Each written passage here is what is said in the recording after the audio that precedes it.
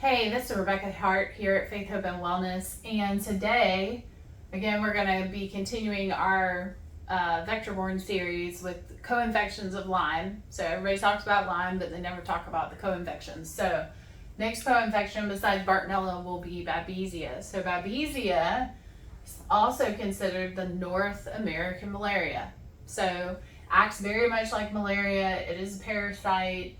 It's intracellular in the red blood cell, and so some of its symptoms can be severe brain fog.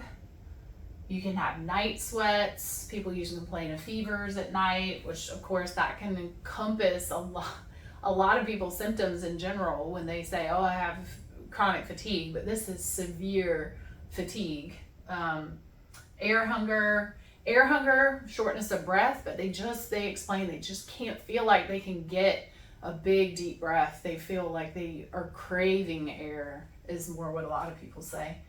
They can have cardiac or heart palpitations, POTS, so positional orthostatic tachycardia syndrome. So in other words, you're laying down, you have an okay blood pressure, stand up, your heart rate starts to increase, the tachycardia, and your blood pressure will bottom out. So these people have POTS. They say, hey, I got it from a laying down position to a standing or sitting position. I feel like I'm going to pass out. My heart is racing. They have temporal headaches. They also have a lot of dizziness that can go along with the POTS. They have nausea, anxiety. They can have numbness and tingling going on as well. And you'll see a lot of these co-infections, some of them can mimic each other.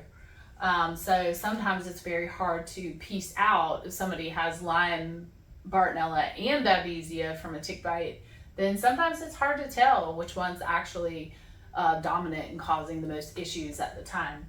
So they also can cause costal marginal pain. So costal marginal pain around the ribs.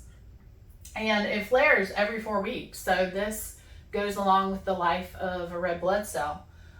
So treatment for chronic Babesia goes along with red blood cell. So the flare is usually every 4 weeks when new blood cells occur. So Babesia, again, this is North American type malaria. Malaria has similar symptoms, and Babesia, again, severe brain fog, sweats, fevers, air hunger, and POTS, big symptoms. The other thing is, again, we talked about testing last week. Testing for Babesia, very similar. It is very hard to catch.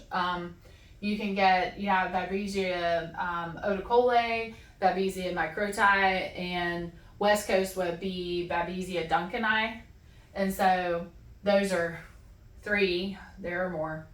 But these are tested by, again, PCR, which is DNA. You can test them by immunoglobulins, so IgM, IgG, and you can also test them by FISH test, which is the fluorescent in situ hybridization, where they look at your blood smear.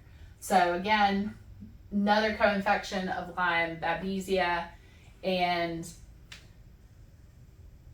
this tends to be, Babesia and Bartonella tend to be a little bit harder to treat when it is involved with Lyme. If it's just Lyme itself, it's a little bit easier to treat. But when you're doing Babesia, Bartonella, and Lyme, it can be a little difficult.